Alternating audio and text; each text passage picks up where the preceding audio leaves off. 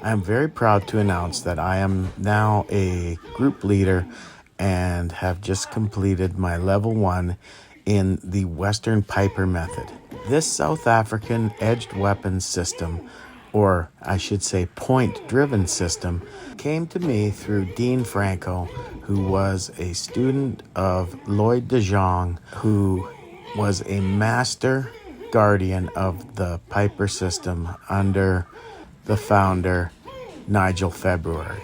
The methods in the system are based on the ideals of distraction, deception, and compared to the Medusa method, I would say Piper is, as Dean Franco described it, a hit and run method of knife combatives, whereas Medusa is a latch on and finish the target before you run. Both are excellent knife combative systems, and I believe that Medusa is my personal basis in knife combatives, but each of these systems enhance one another, and I think doing both is a great approach. On top of the Piper system, I am quite well versed in Filipino martial arts, and a lot of my edged weapons tactics come from that system of fighting, or those systems of fightings, I should say. So in our combatives classes, you will be getting some Piper, some Medusa, some Filipino martial arts, some tactics based on pugilism, which for me comes from Thai boxing, which I am a crew in as well under Ajahn Songlit Singtong. My main art right now is the Campo 123 Original, which has given me a lot of appreciation for body mechanics and power striking. Power is important. Power generation is important. And I've really had a lot of help from Dean Franco and Brian Kanata, who is the head of the Medusa system, in my power generation for knife combatives and my body mechanics. Being involved in systems like this with good leadership allows me to have more mentors who are helping me and guiding me with my own skills. At 58 years old, I feel I can still always improve. I can learn new things, even though I may be a little frustrating to my teachers because it might take me a little longer to learn. And I don't know if that has to do with age or just my personality, psychology, and neurology.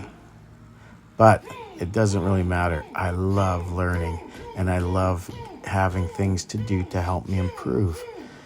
I see these systems, Medusa, Piper, and Filipino martial arts, as something that should be done together in concert.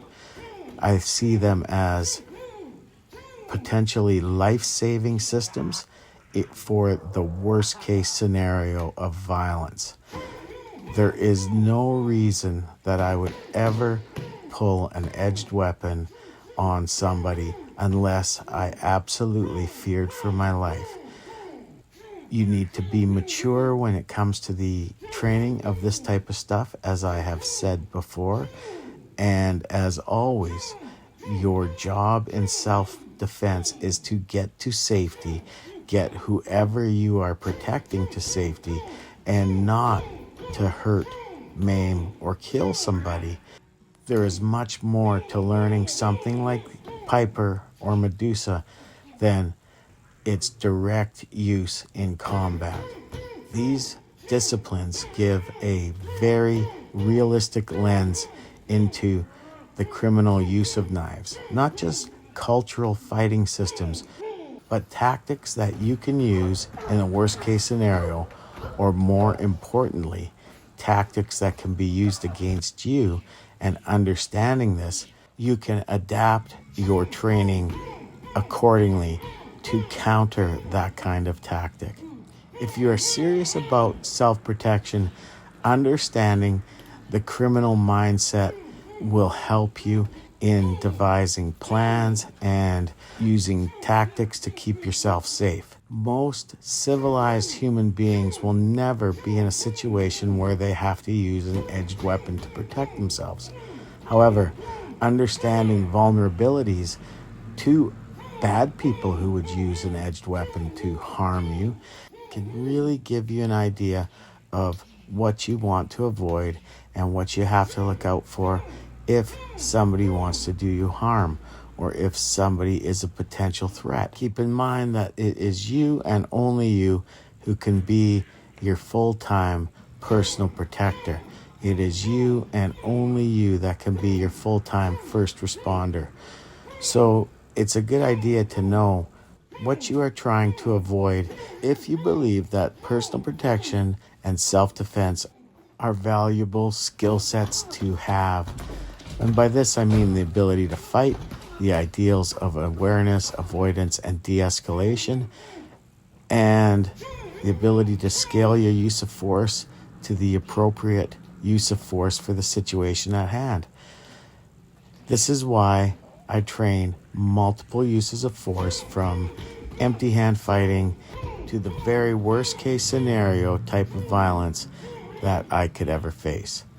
I don't think I'll ever have to face that, but I also understand that bad things happen to good people, and even though I practice avoidance, awareness, and a lifestyle that doesn't put me at risk very much, I could still be in the wrong place at the wrong time and be involved in something that I never asked for.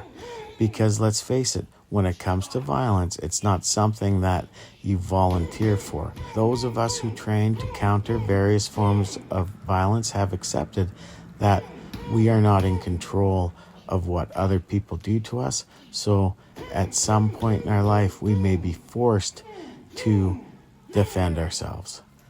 And if you teach this kind of stuff, you may never have to defend yourself, but someone you've given these skills to may have to at some point in their life. And this is why I love teaching this and why I love training this. Thank you.